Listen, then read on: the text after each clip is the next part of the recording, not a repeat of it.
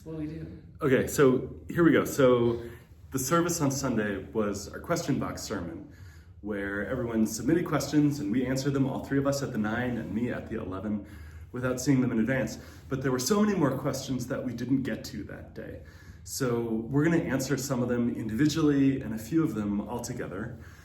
And we have 4 of them to answer all together, starting with, where do you see God in your everyday lives? Who goes first? Whoever thinks of something. I guess I can start. I think for me, my definition of God kind of evolves pretty continuously. I definitely don't envision God as like a dude, but I sometimes think of God as a force. So when something really beautiful happens, I tend to think of that as like, whoa, things are at work here that maybe I don't even understand. So I try to kind of frame it in terms of like anything that brings me wonder. Like one of my favorite examples of that is when I was doing my yoga teacher training and we did this session on like the anatomy of the foot. I know. And the instructor had this like skeletal model of the foot, which is like just a ridiculously complex assortment of bones. And she picked it up and she said, "This to me is proof of God." It's like, it's sort of like, and it really struck me. Like it kind of makes no sense. It's like kind of miraculous that it works. And so for me, it's like those kinds of things, like how do people be kind to each other? Like that kind of is like some things that work there that maybe I don't really get. So that's a very long answer to that question. So usually anything that kind of makes me go, huh. I used to always joke when I was massaging people that proof of the lack of existence of not so much God, but like intelligent design was that all of us have shoulder problems. But we probably should still be crawling, actually. Exactly. But my definition of God that I like best is the idea that there's this infinite pool of love that undergirds all of existence, and that we have a responsibility to find wells and then like dish out that from that infinite pool of love to other people. So what I would say is, both when I feel like there have been moments in my life where I felt like very much, oh, I am channeling a love that is not coming from me, but it's coming from something larger than myself. That feels like a real space to experience God. And then similarly, receiving love from others. And that doesn't necessarily have to be like huge acts of love, but even just, you're talking to the checkout clerk at CVS and they are giving you a really genuine smile, that kind of thing. But also like beautiful sunsets and Loki being snuggly and all those little things. I think for me, like, I don't have an experience of a personal God. I don't really use that language for myself. But I also think implicit in both of what you're saying, like using that language or understanding exactly what that means is sort of missing the point of the question. Like the point of the question is like, where does the holy, the transcendent like show up in your life? And for me, it's, I like the definition of grace as unearned goodness, like when stuff just stumbles into your life and I didn't do anything to earn it, to make it, to bring it about. And a lot of times that's in the natural world. This time of year, the way light is in the afternoons just staggers me every day. And there's a transcend, for me, my experience of that, there's a transcendent dimension. And I also think about the Jewish theologian is like a nerdy answer to give like references, right? The Jewish theologian Martin Buber talks about God being in the space between two people when they're wholly and genuinely and authentically meeting each other. And I mean, for me, like, that doesn't have to be intense hours of conversation. Like, that can be like this deeply human recognition in a half a second with the grocery clerk. Or it can be the sort of stuff that goes on in the Soul Matters groups here, like that deep, intense sharing. And I often like some of that experience of beauty too, like for me that shows up in singing together often, like hearing the way, the sound that we make all together, I am both contributing to and it feels like what I'm contributing to it is also coming out of it. Like it's like, it's hard to explain. That's another topic. Okay, what is the most I'm saying this in a too emphatic way. What's the most pressing issue the congregation's facing? I went first last time. Oh, sorry. The most pressing, well, okay. All right. The most pressing issue I think we're facing right now is there's so much change happening, you know. Obviously, the building project is a big thing that's easy to point to, but also we're seeing so many new people coming in all the time, and the world around us is changing like in very fast and sometimes really scary ways. And I think the thing I think about all the time is, and I love to say this in services too, like being people of the living tradition. And for me, being a UU, I'm always trying to remember that it's about this kind of dedication to revisiting our ideals, our shared values, and our covenants to each other. So when things are hard, how do we draw on, like you were saying on Sunday, like the best of who we dream ourselves to be? And so I think to tie those things together, the actual challenge is how do we hold each other with a lot of grace? How do we make room to be responsive to change? How do we hold on to our deepest values? How do we love each other really, really well while things are changing and things are hard?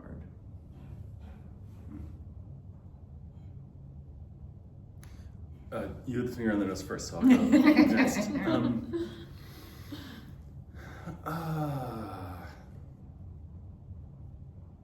Man, I was listening to you instead of thinking of my own answer. The worst. Which I is know. No, but I mean, a like, really good thing to do. that's great deep listening. See, it's hard. But also, Grace, we'll make time for you to process. Oh, look at that. Look at that. I don't know, one of the things that I often go back to is the film critic Roger Ebert used to say it's not what a movie's about, it's how it's about it. That you can have just the same plot into totally different movies. And I think about that in the life of the church, that it's not just what are we about, but it's how are we about it. And I don't know, sometimes the question of pressing issue, like I hear it as what's the biggest problem right now? Like what is actively on fire that needs to get attention? And it's not that this is a thing that's actively on fire, but I think in the middle of change, and both internally, but also in the middle of a world that feels volatile and uncertain and changing and chaotic, in those moments, it's so much easier to lose the thread of how are we going to be about this? How are we going to be in relationship? And I just feel more and more like, what does that look like in ordinary and everyday kindness, like practiced and chosen over and over and over? Because I don't think that automatically happens. Well, for me, that doesn't just automatically happen, right? It has to be intentional and practiced. And I just feel like if we do that okay, if we do how we're about church okay, the rest of it's gonna be fine. Like the building expansion, there are gonna be 1,000 challenges and problems that come with it, right? And it's gonna be fine. And the growth in the congregation and change, there's all sorts of difficulties that go with it, and it's gonna be fine. Like if we keep that kindness and relationship at the center, I think. You all said beautiful things. I really don't have much to add or anything, but if I had to like come up with something else, I think a little bit of what I was hearing from those two things, but something that like sort of permeates is this: how much do we care for what currently is, and how much are we caring externally? So both in the both relating to time as well as relating to this building. So like with the political challenges that are happening and the things that are happening in the world, and even with the growth that's occurring, like how much do we focus on taking care of the things that are needed right now in this building, and how much are we taking care of the needs of people that are outside of this building or the political like changes that we want to enact externally, in addition to how do we make sure that we're being welcoming to people that are coming into the space. And so sort of finding that balance between how much are we caring for what is right now and how much are we like caring for the yet to be lived into future and for those external to us.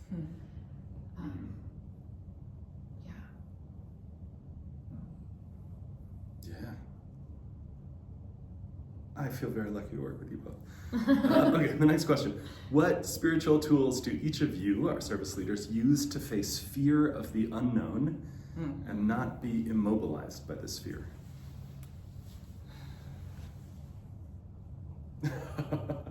Finally not going first. Awesome. Well done. Well done. I'm like almost to an answer. So I feel like... I'm less close to an answer. Okay, You should cool. go for it.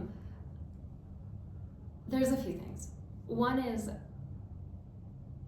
and it's interesting because we're actually talking about this in religious education this month. We're talking about trust in a broad sense of trusting ourselves, trusting nature or the divine or something bigger than ourselves, and how do we cultivate practices to make that possible. And I think for me, a lot of the things that I'm teaching the kids I'm not actually teaching, other people are teaching in my stead, but the lesson plans I put together for them, I'll sort of touch on the things that I personally use. One of those things is I meditate most mornings. So like sitting in stillness and letting whatever fears are there arise and not trying to shut them out, but acknowledging that they're there and letting them go in an appropriate way so they don't overwhelm. And then a part of that is also usually like journaling about things afterwards if that is needed or necessary. So that's helpful, just to acknowledge that it's there, and then acknowledging like what is possible that I can shift about this, or like what are the knowns in the situation, and also like acknowledging what is not changeable, what can I not know for sure. Another thing that I really lean back on is looking at my life at moments when I have had unknowns there. So like I think about things that are big transitions, like moving to Boulder or going to graduate school when I had to move to Boston, or going to New York City after college. And it's like, well, there were a lot of unknowns in those situations and I still managed to get myself through it. And like relying on that internal self-trust of like, I know that I can manage the things that have come my way thus far, and therefore I believe and have faith that I can manage the things that come toward me in the future.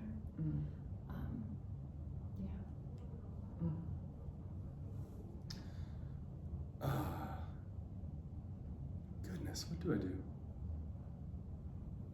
I don't know if all of these count as spiritual tools, but they're all tools in the toolkit. One of them is moving, like just getting my heart rate up high for a sustained period of time really transforms the way that I am in the world. And I feel like gets a lot of, it closes a lot of circuits around anxiety and fear and overwhelm, to get out of my head and into my body in that way. So that's really helpful. There's part of me also that feels like that's a kind of unplugging that is healthy for me rather than like unhealthily, avoidantly unplugging from the world. So that's, especially this last year, it's been really helpful. I'll sing to myself, some of the stuff that we sing here and lots of other stuff too. And that's soothing. And I actually learned from you last year, part of the reason that's soothing is longer exhales than inhales moves you to your parasympathetic nervous system. Did I get that right? Yes. Oh, Such a good student. I am so proud of myself for remembering. Meaning, you take a big breath in and you sing a line, which is a longer exhale than your inhale. And that, just like if you were doing intentionally breathing that way, like it shifts the way your nervous system is operating. This is a less good explanation than Emily could give. No, it's great. But thank you. So that makes a difference just as a tool in the moment. And then I think a lot of it too, two other things come to mind. One of them is like making the scope of things smaller for myself again. Like what is the sphere of influence where I'm in relationship with people, or where I have influence? And I get really stressed out about like I don't know, what is the fluctuating approach to tariffs doing to the stock market, and how will that affect the global economy? And it's like, yeah, great, David, that's fine. Also, my ability to influence any of those things, very limited. And in that too, I think part of that, maybe it's rarely conscious, but is the serenity prayer, is the, what can I change? What do I have to accept and I can't change? And how do I discern the difference between the two? And for me too, a lot of that work is, I feel like it often comes up in services or in the spiritual practice. In a service is to say, like, to really just lean into this both and. Like, I hate this is awful, it's not good, and this is the state of things right now, and there's a degree of acceptance that I have to have. Not about everything everywhere, right? But, and there's only so much spinning up that I can do about that thing before it gets detrimental to the things that I can change, like my ability to do that. I don't know, it feels like a very cerebral answer. Actually, it's just a lot of like wrestling a lot of the time, feeling icky and singing and feeling better and feeling icky and exercising and feeling better and like, and man, in that, maybe what I really want is I want to never feel those things again, right? Yeah. Like, what is the one spiritual practice that will release us from ever feeling bad about anything again? I want that so much, and I'm 100% sure that does not exist. Right. Yeah. Again, I was listening and not thinking about what I was going to say, but yeah, that just kind of reminds me that part of my biggest like growth edge this last year or so has been a lot of that. Like, especially once I got my autism diagnosis and really started to figure out like, oh, my brain does these really rigid things sometimes, and feels like, well, if choir rehearsal makes me tired, then I should never work in a church again, right? And it's like very dramatic. And so I think part of my identity as a neurodivergent person has been having a lot of conversations with my own brain about like, okay, that's maybe the most extreme way you could interpret the stimulus of what's happening right now, but also like being kind to myself about it and being like, oh, interesting, my brain just really loves like to go to the hardest, like, or the like throw it all in the trash, and to kind of continually like remind myself that almost nothing is as rigid as my brain seems to want it to be, and that, you know, it was really in UU spaces that I started to hear that idea of both and, like, for the first time. And so for me, that's kind of there's like a bunch of self-acceptance in that, and there's also just kind of a softening of feeling like, you know, I mentioned something about my time in academia at the service on Sunday, and it's like, there's so much of that experience that I wish I could sort of look at differently with what I know now, because there was like, it was so much like, why are we treating people like this? This is a crazy damage system and we should just like burn it all down. When really there was a lot more room for nuance and a lot more room for kind of finding my way in that broken system.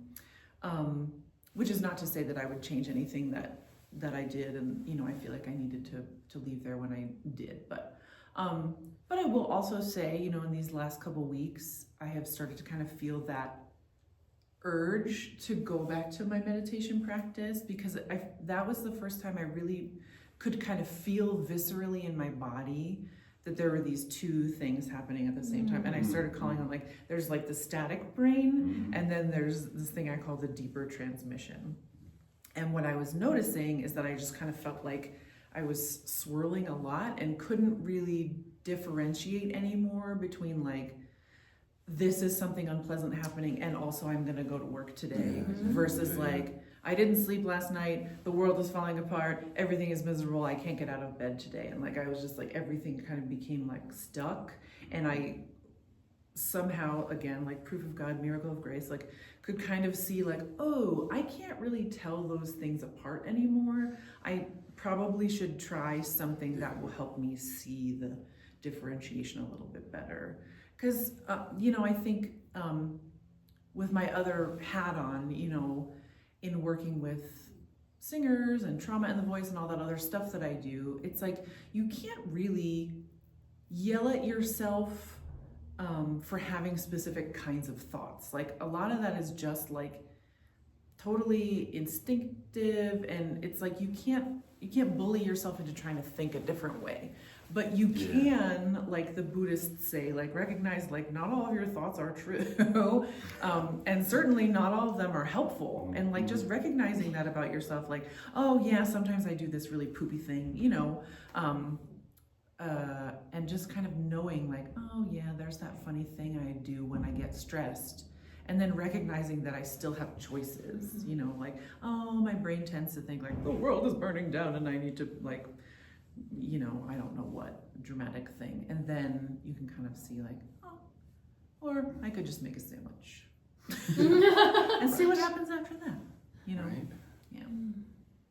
Don't underestimate a good sandwich. Right? Or like a nap. Like, Oh. I just need a sweater, Yes. What's that acronym? The thing that Obama used to, or no, it was Clinton. Tired, hungry, angry. Do you know what I'm talking about? Oh, Yeah. yes. Tired, hungry, angry, thirsty. Something like I feel that. like in Colorado, thirst is usually my first go-to. Oh Is my like gosh, something yeah. feels off. I need to drink water. Yeah. Well, and I think they talk about that a lot in like recovery circles too, Mhm. because everything gets way harder when your like basic needs aren't being met. Stress, Yeah. stress, sleep. Oh my God. I thought of one other thing as you were talking too, which is like, I think with that fear part, often the way that I've responded to my own fear is by trying to bully myself out of feeling that way. Often the internal narrative for me has been like, you idiot, why? Like, has been really, really mean. And actually, what I need in those moments, and this feels so hokey to say it out loud, but it is like profoundly transformative to me. I need to do exactly the opposite. I need to like turn around and sort of engage with that fearful part of myself and say like, hey, buddy, yeah, it's really hard, man. I know, you're afraid, you're scared, that's okay. And sort of give that part of me a hug. And I think sometimes those fearful parts of ourselves are trying to communicate something, at least for me, and they don't know any other way to communicate it except by like terrorizing the rest of you. And there's a way to be able to engage and just say like, yeah, this is scary. It's okay that this is scary. Yeah. It's not pleasant, but have a hug. We're all gonna get through it together. Yeah. There's this fantastic Elizabeth Gilbert quote that if being hard on yourself worked, it would have worked by now. And the first time I read it, I was like, oh my gosh. Because, like, especially, as a performer and working with so many performers who just put so much pressure on themselves and feel like you can somehow berate yourself into doing better, like, it's never gonna happen. So yeah, it's hard sometimes to kind of treat that part of you with kindness. And then of course, so the other Elizabeth Gilbert thing is like she took up this habit of like writing letters like as her kindest self, or like as a really wise friend, like back to her own self, like, hey, seems like you're really freaking out right now. What's going on? What can we find out about that? And of course, my thing is always like, how would I talk to a student who was having this sort of problem? And then it's like, oh, I would actually be nice to them. That's so annoying. Right. Like, I can't be nice to myself. That's stupid. Anybody else in the world I would extend kindness to about this, but my own fear or anxiety, like, Suck it up, baby. What's the matter with you? ridiculous. Why do we do that? Yeah. Okay, Everybody does last one. Okay. What led each of you to the UU Church? That can be in the big picture or the specific one, however you want to take that. Accidents of fate. I don't know. That's catchy. That's like a chapter title. Yes. Accidents. That's an episode title. Yeah. I mean, I've told this story a couple times in new member classes and stuff. I was working at a congregational church, which was really sweet, a lot of nice people, and also just recognizing like, this is not my personal theology, but there's a lot of good here, a lot of really nice community. And also just really practically speaking, at the time, I was like test driving a lot of other jobs because I was working at a high school and it was really hard, and I wanted to love it, and it was just really, really not working out for me anymore. So I was like test driving a lot of things to kind of see like, could I do this? Could I do this? Is this a job? So I was singing as a soloist in a concert that was happening at a UU church in my town, which I had never been to before. And the minister came up to me and said, hey, we have a person who's here and is leaving. It's a 20-hour-a-week position. Do you think you know anybody who might be interested in that? And I was like, well, I think I might be interested. So then, I didn't know anything about it and Googled like, what are Unitarian Universalists? And read the 7 principles, and I was like, I believe all of these things. And so that felt really cool and intriguing. And so then, it just happened to work out that I got that job. And at the end of that year, I went to my first General Assembly, which if you've never been, is like 3,000 UUs from all over the country. And, I lived in the middle of New Hampshire, and this was in 2014. So it was the first time, like, they had redesignated all the bathrooms in the convention center as like gender neutral, and there was all this stuff that was really about living these values very deliberately, and I was like, yes, that is how I want to live. That's what I want to be striving towards all the time. And ever since then there's been, a lot of twists and turns. I've been in a bunch of different congregations just because my life has been unfolding itself in lots of ways. And over, I'm always being sort of nudged into, well, what would it be like if you were really serious about being in covenant with that person? Or what would it really look like if you were putting love at the center? And like, in this situation where you're a little bit what would happen if you lived into those values more deeply? And so I think there's something really deeply satisfying about that, in addition to the work of being in a congregation. Like, I just love leading services. That's one of my favorite things. I love being in that space with people where we're all just trying to like open ourselves very deliberately. I think that's so beautiful and so sacred. And this work keeps changing me in ways that I feel are making me more loving, more kind, and more myself every step of the way. And so kind of feels like the best of all possible worlds.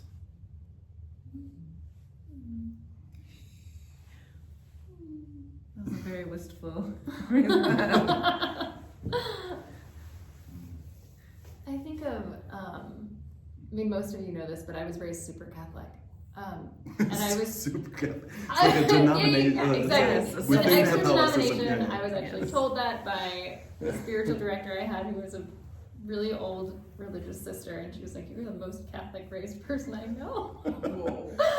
Yeah, that Catholic. Mm.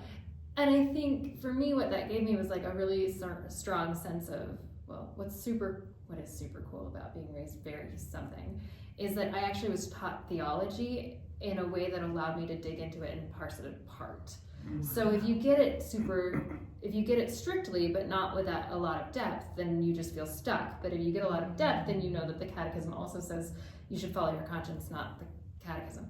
And so, See, I didn't know that. Yeah, it's in there. They don't like to share it. You were only raised pretty Catholic. Yeah. And so I think from there, it became really apparent over time that there was other things that were calling to me. And I was somebody who always had like a really deep spiritual practice that was oriented toward this idea of Jesus, but was like more of a personal practice. Like in high school, I would stop at the rectory, which is like the space where the priest lives, but there was a chapel there where you could do Eucharistic adoration, which means that you stand in front of the communion wafer and just sit in silence. So it's essentially meditation. And like, that was a thing I did before going to school in the mornings when I was driving to high school.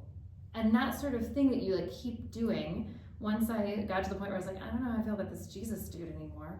The trappings changed, but there was still like this deep connection with something. And trying to find ways to make sense of that connection when I was living in New York by exploring a variety of different religious traditions. So like doing Hindu kirtans and like learning about the different gods and goddesses in Hinduism and being like, oh, I love Saraswati's energy. Like I love the idea of a goddess of music and learning. Like that feels so resonant with who I am. And sitting through Shabbat services at a Jewish renewal synagogue and being like, this feels awesome. I love this music. I love the fact that there's a point in the service where we all get up and dance out of joy. And I love that there's still some interpretation of scripture in some way. And went to like Zen Buddhist retreats and appreciating like literally just sitting and then doing walking meditation and then sitting again and then doing walking meditation and getting into a really profound state of something at that point. And feeling like all of these things have something really valuable to offer, but none of them really want you to participate in each other. Like they're not necessarily like wanting you to be like, oh yeah, I'm gonna do this other thing and then do this other thing. And also not really wanting to have the strict trappings of any of those theologies to be there, because they all get a little wonky for me at a certain point. And so finding a space where it's like, I can keep all those practices. I can appreciate them for what they are. I can take the wisdom that I found in them. And I can also, this is his favorite spot, is to be lumbar support. Like I can keep all those things and also find other pathways and be in community with other people who also have found truth and joy and delight and richness in all these different practices and all these different ways of thinking about what it is that we're doing here and the meaning of life. And that feels really beautiful. And church as a thing that exists in the world is a really fun place in my experience of it. Like I like this is the idea of being in a church where you get to meet people of different age ranges and different interests and people that you wouldn't necessarily meet, and they all come together. And I love potlucks. I also have learned over the past couple of years, I really enjoy cooking for large groups of people. And you don't get to do that outside of church spaces. Usually. I grew up UU, so for so long, and to some degree still, it's just like the water I'm swimming in. Like, of course, is this not how everybody does church? Like, I mean, clearly not. But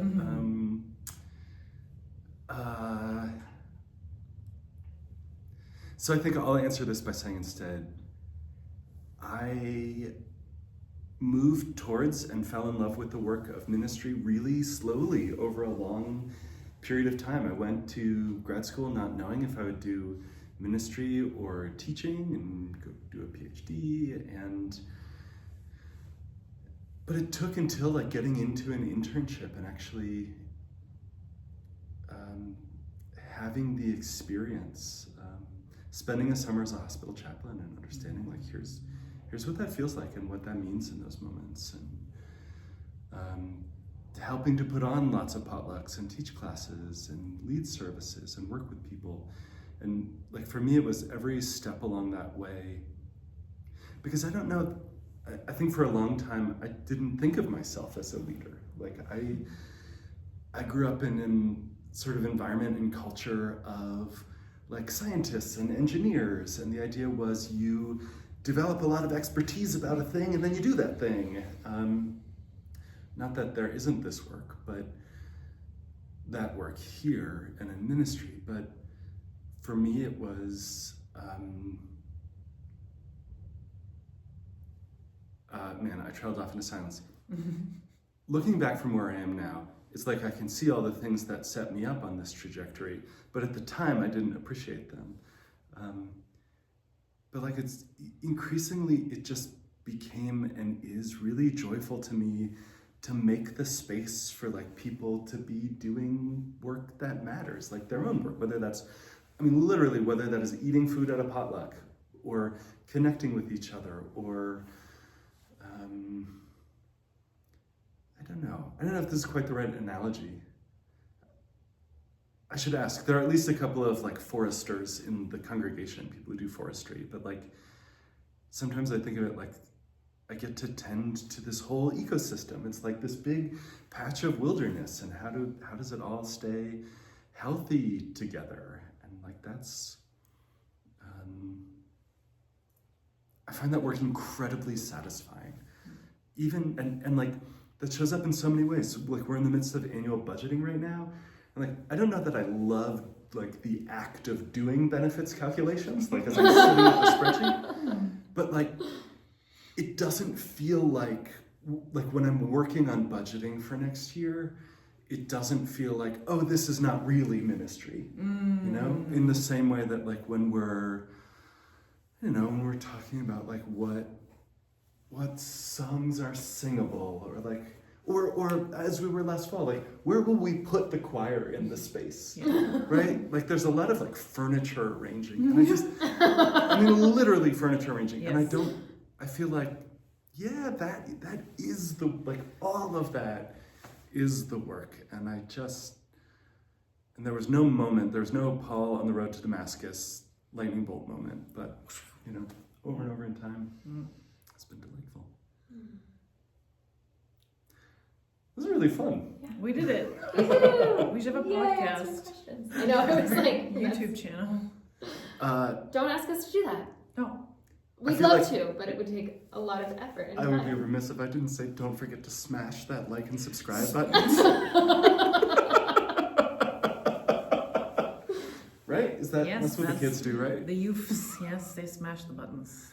Let us know in the comments though, seriously, if this is a thing that you enjoy and want more of. It's been a lot of fun for and us. ask more questions. Ask questions. In the comments. Because then we can respond, and then we'll get more like engagement, and then our YouTube videos will get more viewers. Right, which is what ministry is about. Winning. Winning. Thanks everyone.